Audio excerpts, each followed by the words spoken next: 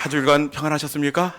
네네, 오늘은 제가 강대상에 올라와서 정말 너무나 가슴이 이렇게 벅차고 감격적인데, 제가 부임한 이후에 가장 많이 우리 교우들이 예배 자리에 나온 것 같습니다. 잠옷이라도 아이들도 가득하고, 여러분, 우리 교회는 꼭 5월 달 같아야 될 줄로 믿습니다. 똑같은 25도래도 가을에 25도하고 5월 달 25도는 다릅니다. 5월 달에 25도는 계속 자라나고 살아나는 25도지만 가을에 25도는 겨울로 가는 25도입니다. 여러분, 우리 교회가 계속해서 사랑이 넘치고 날마다 오고 싶은 부흥하는 그런 부흥을 경험하는 복된 교회가 될 수 있기를 주님의 이름으로 축원합니다. 지난주에 우리는 이 사랑의 사도로 익어간 이 사도 바울에 대해서 함께 말씀을 나눈 적이 있습니다. 노년에 만난 사도 바울, 사랑으로 완전히 익어 있어요.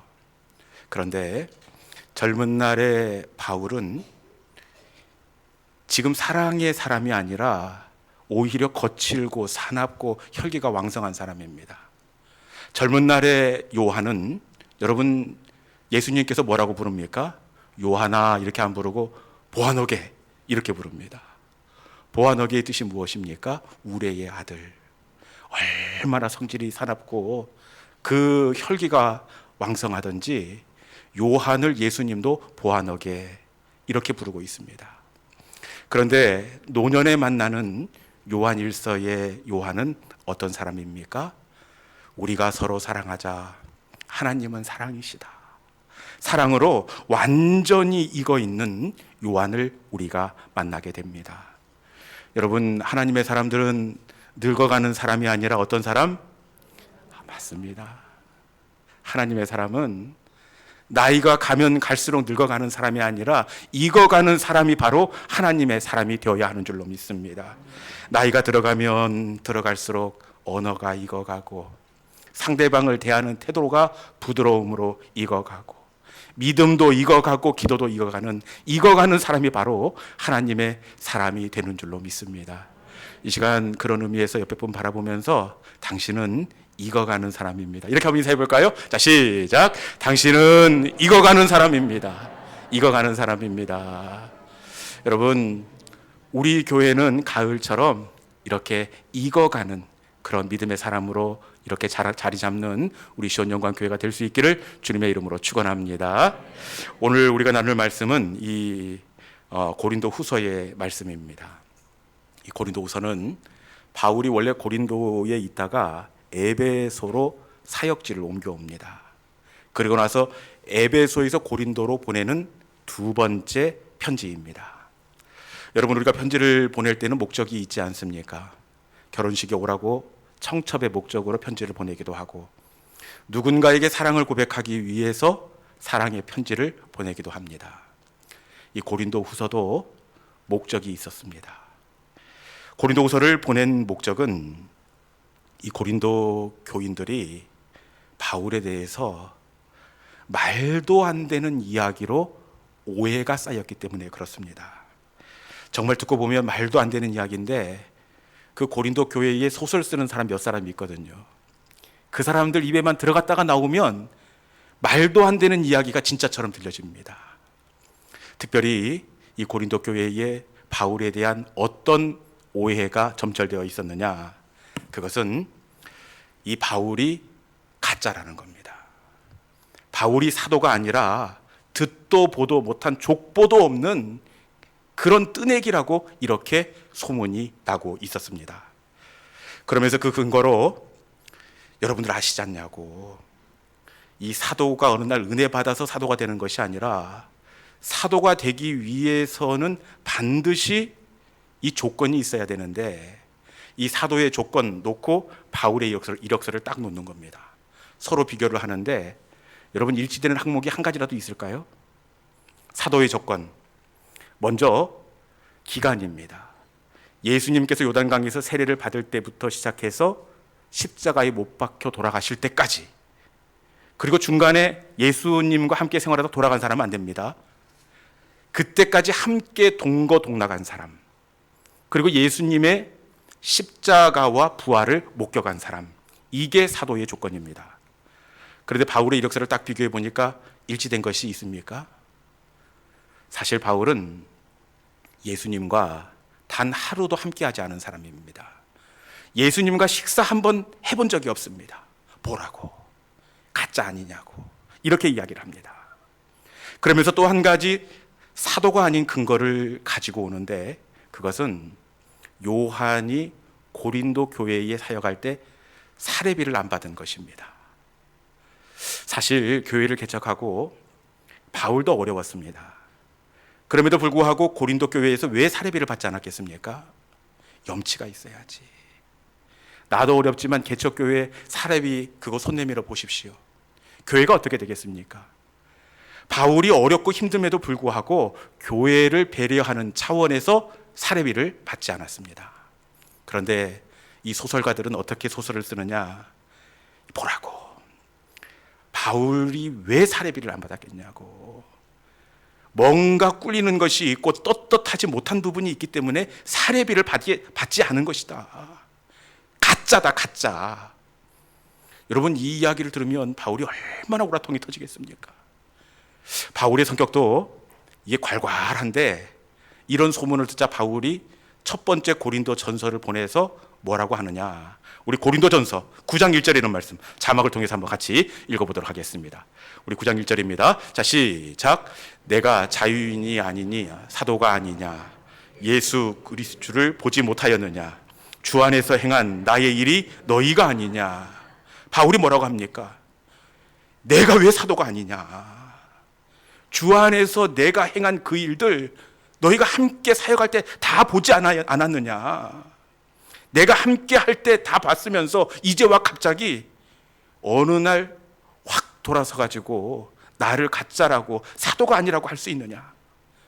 바울이 격한 어조로 고린도 전서에서 자신의 감정을 피력합니다.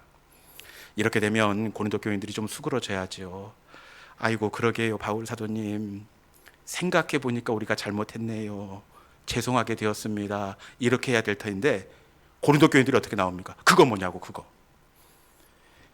뭐냐고, 그거 보고도 모르느냐고. 그거 바울이 조금 망설이는데 보시라고. 그거 결정적인 바울이 사도가 아니라는 가짜의 증거를 드리려는데 그 증거가 오늘 본문 7절에 나와 있습니다. 한번 7절을 통해서 이 고린도 교인들이 사도가 아닌 가짜라는 증거를 들이미는 그 증거가 무엇인지 7절의 말씀 한번 같이 한번 읽어볼까요? 자, 시작. 여러 계시를 받은 것이 지극히 크므로 너무 자만하지 않게 하시려고 내 육체의 가시 곧 사탄의 사자를 주셨으니 이는 나를 쳐서 너무 자만하지 않게 하려 하심이라. 아멘. 여러분, 고린도 교인들이 결정적으로 들이미는 이 가짜의 증거가 무엇입니까? 육체의 가시 곧 사탄의 사자를 주셨으니, 그것은 바울이 가지고 있는 고질적인 육체의 가시였습니다. 여러분, 육체의 가시가 뭔지는 몰라요. 그렇지만 분명한 것은 바울이 육체의 가시하고 나서 어떻게 이야기합니까? 사탄의 가시, 사탄의 사자 이렇게 이야기합니다. 육체의 가시가 뭔지는 모르지만 사탄의 사자라고 이야기할 만큼 바울의 사역을 방해하고 바울을 굉장히 그 건강상으로 힘들게 했던 무엇인가는 우리가 짐작해낼 수가 있습니다. 여러분, 교인들이 낫지 않은 바울의 육체의 가시를 들이밀면서 이거 보라고. 무슨 사도가 자기 그 가시 하나 못 고치는 것이 무슨 사도냐고. 다른 사람들은 죽은 사람도 잘도 살려내고 성전 미문에 앉아있는 안진뱅이도 오른손을 잡아서 벌떡벌떡 잘 익히는데 무슨 사도가 자기 눈에 있는 가시 하나 해결을 못하느냐고. 가시가 그대로 있는 것을 볼 때 이 바울이 가짜든지 아니면 기도의 능력이 없다, 이러고도 사도가 맞느냐고 바울을 조롱합니다. 여러분, 이때 바울의 마음이 어떻겠습니까?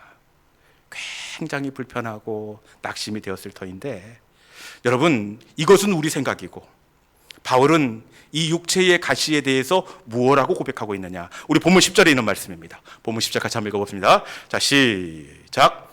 그러므로 내가 그리스도를 위하여 약한 것들과 능욕과 궁핍과 박해와 공고를 기뻐하노니 이는 내가 약한 그때에 강함이라. 아멘. 바울은 이 가시를 무엇이라고 고백하고 있습니까? 약한 것들과, 그러면서 마지막에 기뻐하노니, 약한 것들을 기쁨의 자리다, 이렇게 고백하고 있습니다. 여러분, 육체의 가시가 어떻게 기쁨의 자리가 될 수 있습니까? 사실 이 자리는 기쁨의 자리가 아니라 고린도 교인들의 이야기처럼 이 자리는 아픔의 자리이고 조롱의 자리이고 부끄러움의 자리입니다. 바울을 위축되게 만들고 이것만 아니었으면 싶은 결정적으로 아쉬움의 자리가 바로 이 가시입니다. 여러분, 그럼에도 불구하고 바울은 이 아프고 아픈 육체의 가시를 도리어 기쁨의 자리다, 이렇게 고백하고 있습니다. 이것만 아니었으면 싶은 아쉬움의 자리, 그러고도 네가 사도냐고 조롱과 비난의 자리입니다. 그럼에도 불구하고 바울은 어떻게 이 자리가 기쁨의 자리라고 고백할 수가 있었을까요? 그 이유가 9절 말씀 때문입니다. 9절 말씀 같이 한번 읽어볼까요? 자, 시작. 나에게 이르기를 내 은혜가 내게 족하도다. 이는 내 능력이 약한 데서 온전하여 짐이라 하신지라. 그러므로 도리어 크게 기뻐함으로 나의 여러 약한 것들에 대하여 자랑하니니 이는 그리스도의 능력이 내게 머물게 하려 함이라. 아멘. 왜 가장 아픔의 그 가시가 도리어 기쁨의 자리가 된다, 이렇게 말씀합니까? 왜 그렇습니까? 이는 그리스도의 능력이 내게 머물게 하려 함이라. 그 가시가 그리스도의 능력이 머무는 그릇이 되었기 때문입니다. 가장 아픈 가시가 하나님이 담기는 그릇이 되었기에 바울은 가짜라고 조롱하는 그 자리를 오히려 감사의 자리로 고백하고 있습니다. 여러분, 우리 모두에게는 육체의 가시가 있는데 그 자리가 하나님으로 채워지는 은혜의 그릇이 될 수 있기를 주님의 이름으로 축원합니다. 그러면 어떻게 바울의 가시가 그리스도의 능력에 고이는 그릇이 될 수가 있었을까요? 바울의 그 안타까운 그 상황이 너무 불쌍해서 하나님께서 그 가시를 하나님의 은혜가 머무는 그릇으로 만들어줬을까요? 그렇지 않습니다. 바울 당시 안타까운 걸로 친다면 바울보다 훨씬 더 기고하고 비참한 사람들이 많이 있었습니다. 그럼에도 불구하고 바울이 찌르는 가시가 그리스도의 능력을 담는 그릇이 될 수 있었던 것은, 그것은 바울이 찌르는 가시를 하나님을 간절히 갈망하는 기회로 삼았기 때문인 줄로 믿습니다. 우리 다 함께 8절에 있는 말씀 같이 한번 읽어봅시다. 본문 8절, 자, 시작. 이것이 내게서 떠나게 하기 위하여 내가 3번 주께 구하였더니. 아멘. 바울이 어떻게 합니까? 내가 주께 구하였더니. 바울은 치명적인 약점이 찌르는 가시가 되어 아픔을 주고 괴로움을 주고 상처를 줄 때마다 주께 구하였더니, 그때마다 바울은 하나님을 찾고 간구하는 기도의 자리로 나아갔습니다. 본문에는 3번 구하였으니 이렇게 되어 있지만 3번만 나아갔겠습니까?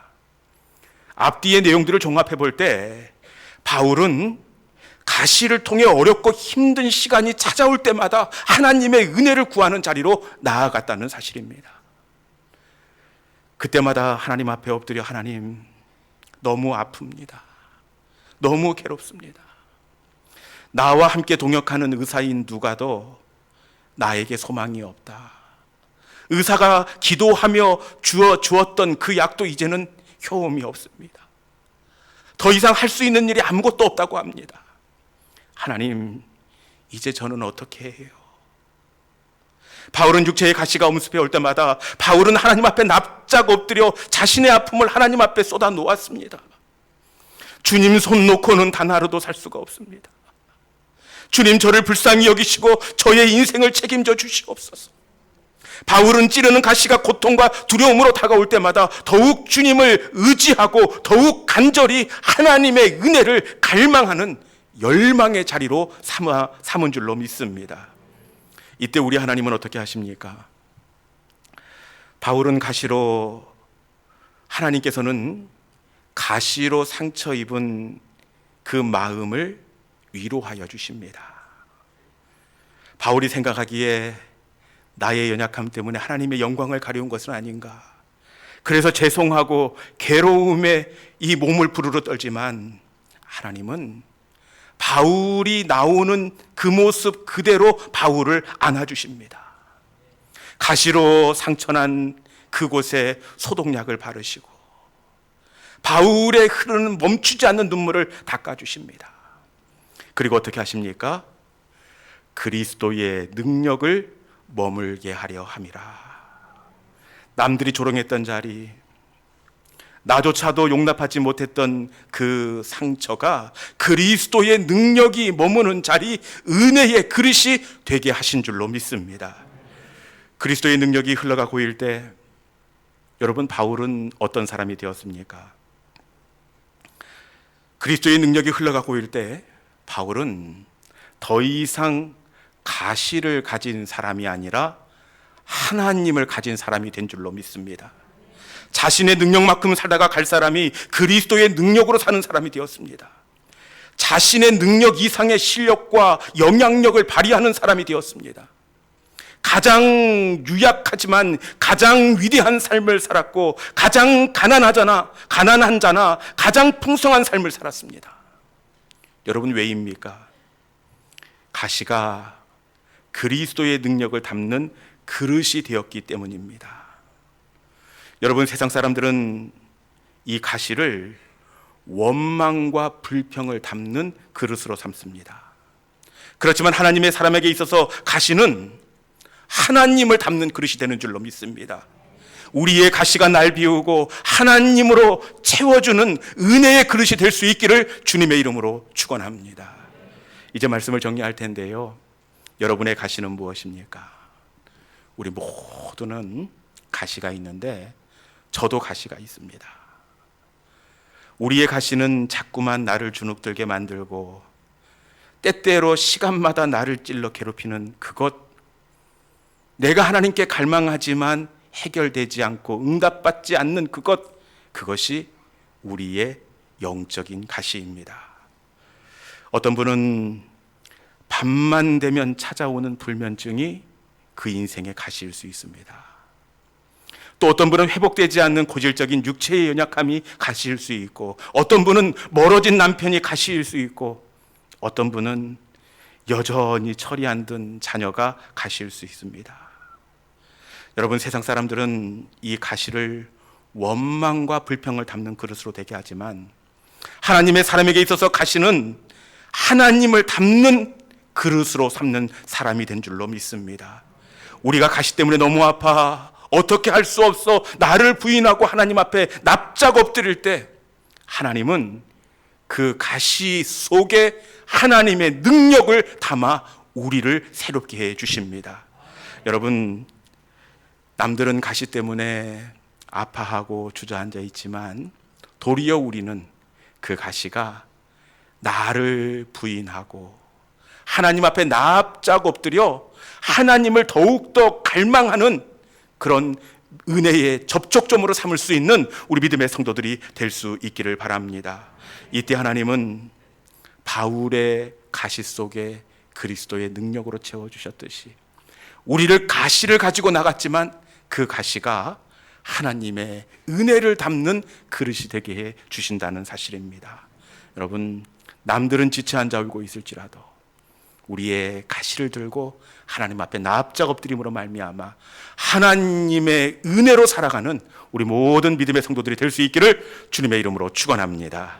이 시간에 주신 말씀을 붙잡고 우리가 함께 찬송의 자리로 나아가기를 원합니다. 하나님, 세상 사람들은 가시를 원망을 담고 불평을 담지만 하나님의 사람은 가시를 하나님을 더욱 열망하는 기회로 삼는다, 이렇게 말씀합니다.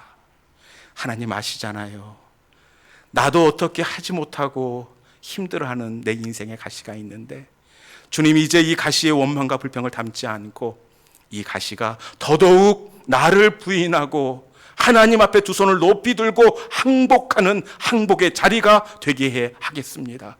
하나님, 이 가시가 하나님의 은혜를 담는 그릇이 된다고 하는데, 주님, 제 가시 속에도 하나님의 능력을 담아 주옵소서. 하나님을 경험할 수 있게 하여 주옵소서. 그때야 우리가 다시 살게 될 줄로 믿사오니, 주님, 우리의 육체의 영적인 그 가시, 하나님의 은혜를 담아 주시옵소서. 이 시간 우리 마음의 소원을 담아 주께 가까이 우리 함께 찬양하도록 하겠습니다.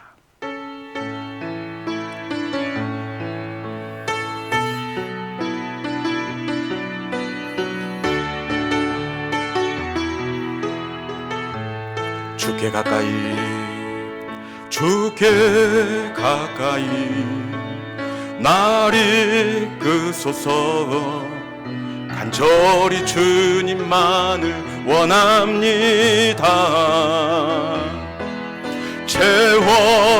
채워주소서.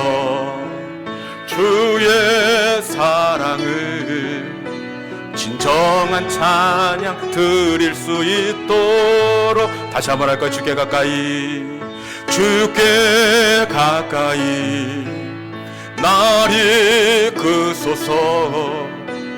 간절히 주님만을 원합니다. 채워주소서. 주의 사랑을 진정한 찬양 드릴 수 있도록, 목마른 나의 영혼 주를 부르니 나의 맘만 저어주소서. 주님만을 원합니다. 더 원합니다. 나의 맘만 저어주소. 다시 한번 할까요? 주께 가까이 날 이끄소서. 주께 가까이 날 이끄소서. 간절히 주님만을 원합니다. 채워주소서. 주의 사랑을 진정한 찬양 드릴 수 있도록, 주님 목마릅니다. 목마른 나의 영혼 주를 부르니 나의 맘만 저어주소서. 주님만을 원합니다. 더 원합니다.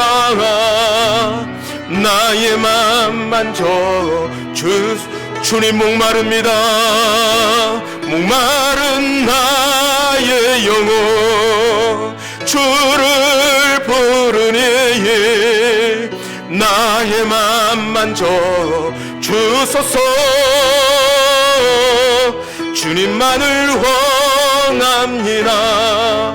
더 원합니다. 나의 맘만 저어주소서. 목마른 나의 영혼 주를 부르리 나의 맘만 저어주소서. 주님만을 원합니다. 더 원합니다. 나의 맘만 저어주소서.